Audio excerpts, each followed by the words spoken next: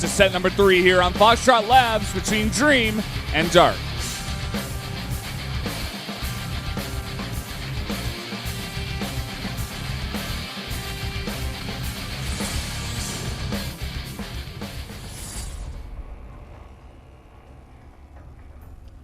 Up here in the top right, in the red, the Terran player from SK Telecom, T1. He is Dream. Telecom. Here on the bottom left, from the same Telecom team, it is Dark. I already thought he was out of the group, but apparently not. Yeah, he's got to fight to win one more game. I was thinking over the other matchup, I think, Valdez, because I think Game 3 was on Overgrowth. Maybe I was wrong with that too. Not so sure. I can't remember. There's been a lot of long games today. It's a lot of back and forth. Yeah, there's been a lot of great games today, actually. They're really back and forth, really well thought out games. Especially the TY and Dark series. Actually, that's one of my favorite TVZ series that I've seen. It was fun. That was big game. Do see the barracks coming down once again, as well as the follow-up gas. Our observer wants to make sure we saw that. Oh yeah, you cannot miss that. No way, no how. And these positions are pretty good for Zerg because you can take a decent sort of third base in the middle there, compared to the other sort of positions where it's like you can potentially take a gold base or a base that's behind some debris. So either way, it's kind of awkward. This way, you do get that middle base, and then you can take the fourth base to the upper left of that from where Dark is spawned. So it makes things a little bit easier. Also stops the Terran for going for the gold base as their third base, because it is just a little too far away. It's not a bad spawn for Dark. Yeah, not bad at all. We do have the same Reaper build coming in here, and looks like the same build out of Dark, I believe. Although, no, he does go for the hatchery first here, and then he does throw down the gas in the pool. So we're going to want to get those speedlings out here after that hatchery. See how many Reapers Dream does make. I guess that's the next step here. He does already have a second one queued up, so it's probably going to be the same kind of 3 Reaper strategy here out of Dream. Yeah, it looks that way. And why not? It is his style. It is a strong style. So a style that we used to see a lot more last year. It kind of fell out of fashion to the Reactor Marines after the initial Reaper. To deny this Overlord scouting, which is coming in now, for one. Gives you 4 Marines early on, so you can make a bunker, as well as maybe just a little bit faster of a Hellion sort of transition to gain map control again. Gonna have to micro those drones. Certainly does pop out, but the Reaper's on the chase.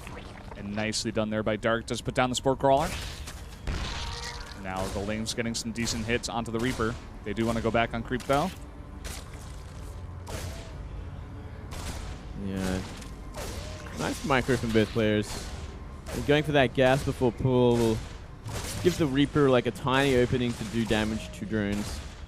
And this is such a hard place to fight Reapers in, actually. Multiple Reapers on this map, I completely agree with because of that little ledge. If you have 2 Reapers in there, they're going to trade pretty well against Lings. Make things pretty awkward. Pride Rock. That Overlord getting all that scouting you were talking about. Still nothing that can shoot air just yet. And it's once again going to get the scout on the 3rd CC. Yeah. Comes down very fast. So Dream today, he just, we saw this a bit in GSL kind of. He just like makes one specific build and he just goes with it and tries to win all of his games with it in that specific matchup. Not a bad style, and it definitely helps with the preparation, but you become a bit more predictable.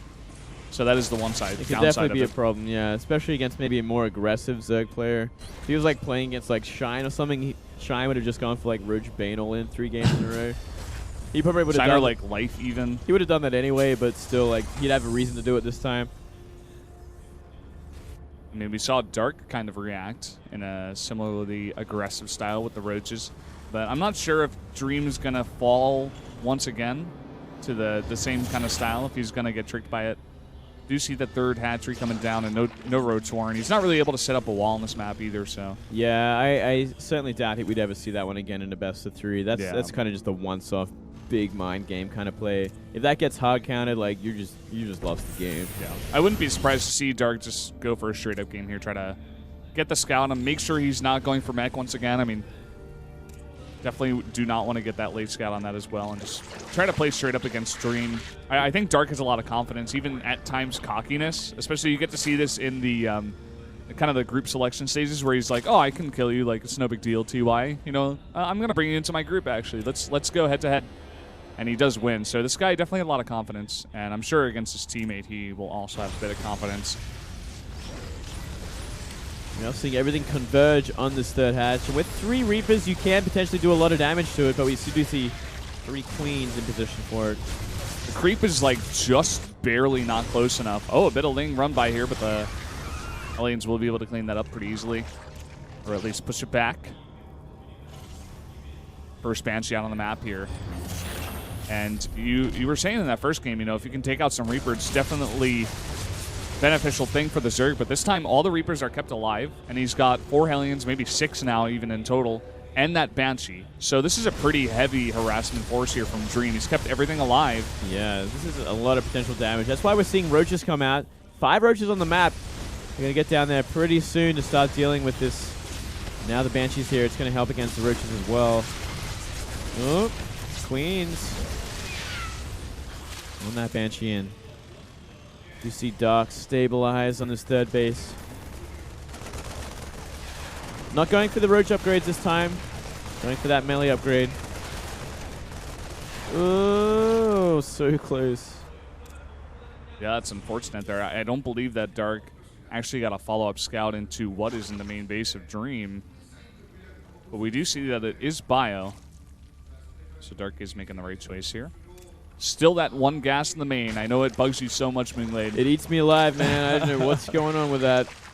It makes transitioning to mutas a lot harder, but granted, he's not going straight to mutas. He's getting Roach speed first. So he's going to go for that Roach, Baneling, Speedling kind of opening at least, and most definitely transition to mutas later. Yeah. It's just kind of like a stylistic thing here from Dark. I mean, for him to do it 3 times. I think he did it against TY as well. He's done this like multiple times against Terran. This is definitely not a mistake. And there we go. He finally takes it.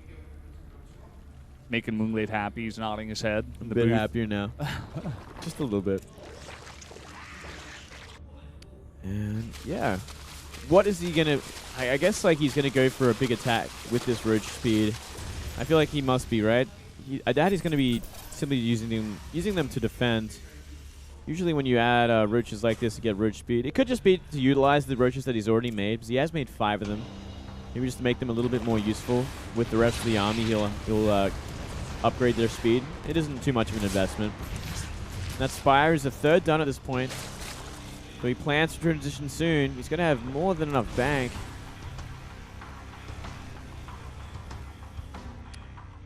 Two Lings coming in the back here. I think they want to get a bit of a scout. They are going to see some bio here, and they're going to see this third base is up.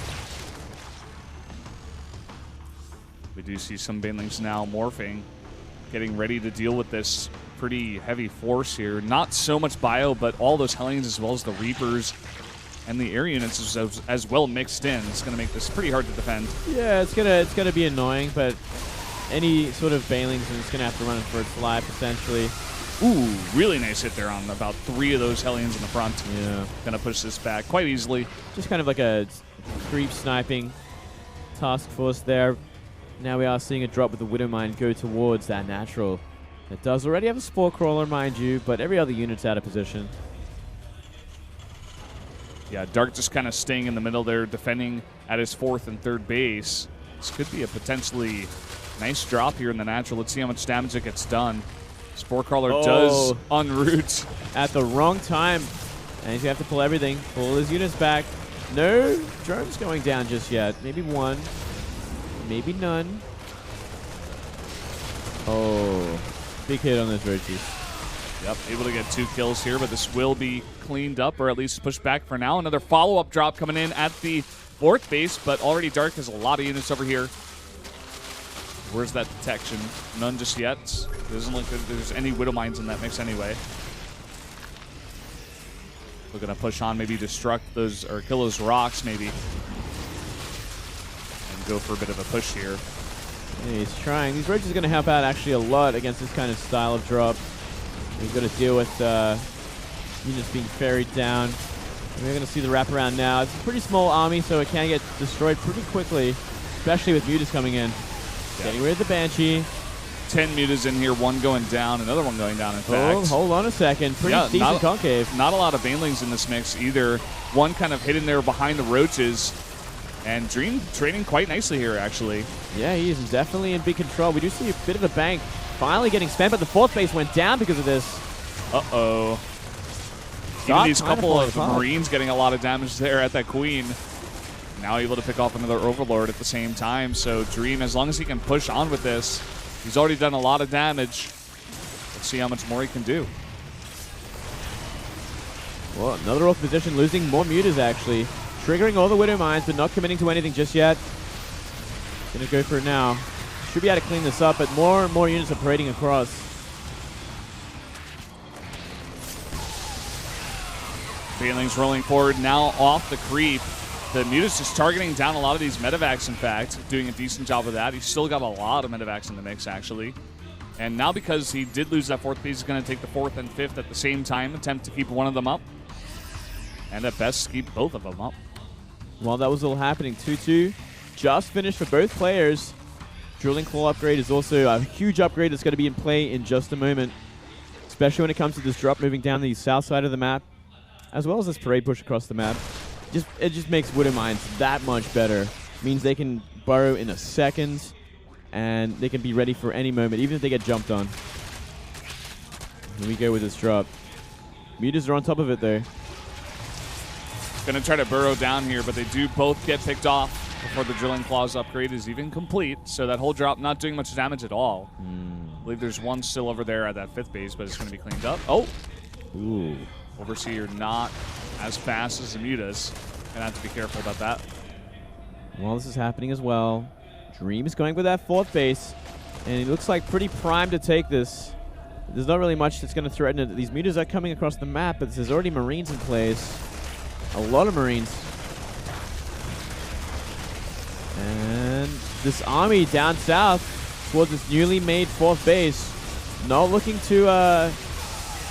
Dark does not have really enough to fight against this. Yeah, not really much. He was trying to go for some harass at the fourth base, but now he has to come back with his Mutas. A lot of Banelings coming in here, but a huge Widow Mine hit actually onto most of them, and finding a nice spot there on the ramp was Dream. And look at this huge follow-up with the reinforcements. Now trying to come from multiple sides is Dark, and actually finding a bit of an opening there before the reinforcements did join up. There's no Banelings left over, and there's so many Marines in this composition. Two are just finished now. They might be able to get the hit they need, but still, Widow Mines coming in with burrowed upgrade. One does get a decent hit, but like you were saying, Widow Mines doing a ton of damage here. And Dreamy takes out that base. There's not much mining over there at the fourth base in the north either. And Widow Mines going into the natural now, burrowing. I think maybe one will get off. Does a bit of damage. Oh my god, Dream is just absolutely insane in this matchup. GG. Dark, his face in his hands. Dream just crushes him, man. Unbelievable. He is so good at this matchup. Can you believe that I beat this guy 2 years ago, Velvet? I can't believe it, Moonglade. Oh my god. Dark looking, in fact, a bit embarrassed. Dream, though, just unbelievable play. Really got to hand it to that guy. Able to take out Maru 2-1 in a TVT, and then taking out Dark.